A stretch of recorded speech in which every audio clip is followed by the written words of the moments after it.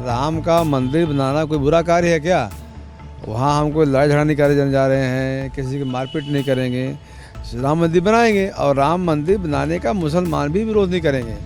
देखिए, जब राजनीतिक दल कोई जुड़ता है तब विरोध करते हो। हम लोग किसी दल के नहीं हैं, साधु महात्मा किसी दल के होते नहीं। ये आवाज़ है अखिल भारतीय अखाड़ा परिषद के अध्यक्ष और प्रयागराज के बाघंबरी मठ के महंत नरेंद्र गिरी की, जो अब हमारे बीच नहीं है।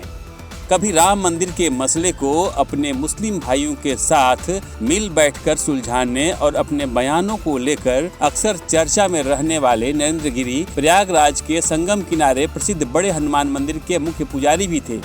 उनकी अचानक संदिग्ध मौत से कई सवाल उठ खड़े हुए हैं। हम बताएंगे आपको पूरी बात, जुड़े रहिए हमारे साथ। नमस्कार, मैं मनीष राज, मेरे साथ आप सुन रहे हैं समसामयिक चर्चाओं का विशेष पॉडकास्ट सुनो भाई साधु। इस खास कार्यक्रम में आप सभी का स्वागत है। साधो, अखिल भारतीय अखाड़ा परिषद अध्यक्ष महंत नरेंद्र गिरी ने आत्महत्या कर ली या फिर उनकी हत्या की गई? उनकी रहस्यमय परिस्थितियों में हुई मौत की गुत्थी अभी सुलझनी बाकी है। राजनीति से लेकर समाज के हर वर्ग ने उनके निधन पर शोक व्यक्त किया है। इस बीच उनके सुर्खियों में रहने वाले बयानों को लेकर भी चर्चा है।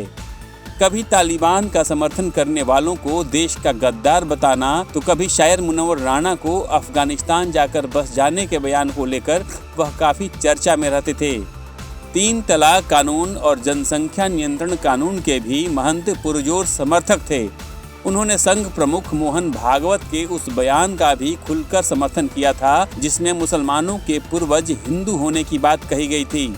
महंत गिरी ने फिल्म अभिनेत्री कंगना रनौत को देश की बेटी कहते हुए तब समर्थन किया था जब उन्होंने मुंबई सिनेमा जगत में एक विशेष समुदाय के वर्चस्व की बात कही थी।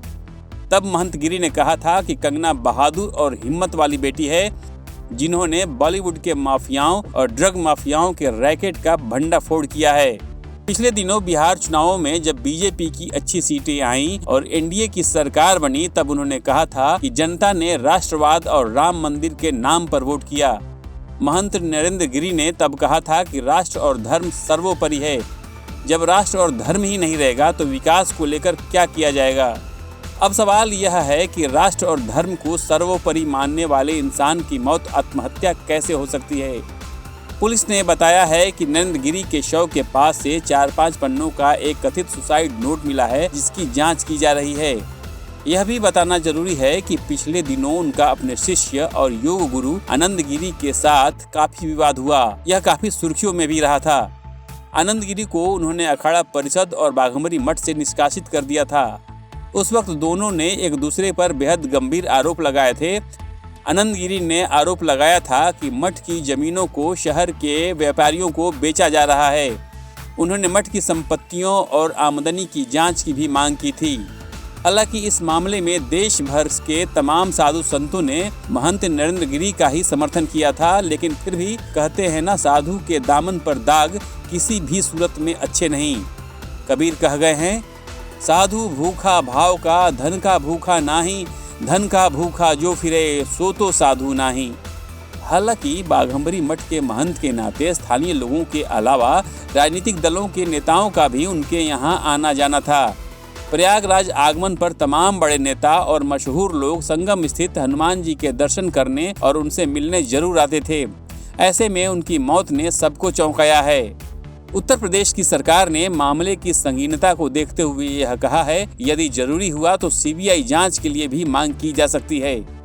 साधो, अक्सर ऐसा होता है कि देश भर में फैले धर्म के नाम पर तमाम संस्थाओं के कामकाज में पारदर्शिता का न होना भी एक बड़ा कारण है जो इस तरह की घटनाओं को जन्म देता है। और ऐसा होने की सबसे बड़ी वजह मैं लोभ का होना मानता हूँ। लोभ पाप का मूल है, लोभ मिटावत मान, लोभ कभी मत कीजिए या नरक निधान। और ऐसा लगता है कि महंत के जान जाने की वजह किसी न किसी का लोभ के वशीभूत होना है। फिलहाल प्रशासनिक अमला पूरी ताकत के साथ इस मामले की तह में पहुंचने में लगा है। कई गिरफ्तारियां हुई हैं और उम्मीद है कि जल्द ही सच बाहर आ जाएगा। आज के लिए बस इतना ही। आपने अभी तक चैनल या पेज को सब्सक्राइब नहीं किया है तो जरूर करें। आपको हमारा पॉडकास्ट कैसा लगा इस बारे में कमेंट कर सकते हैं, इसे लेकर सुझाव दे सकते हैं। सुनो भाई साधो में मैं फिर मिलूंगा एक नए मुद्दे से आपको रूबरू कराने। तब तक के लिए आज्ञा दीजिए। नमस्कार। आपका दिन शुभ हो।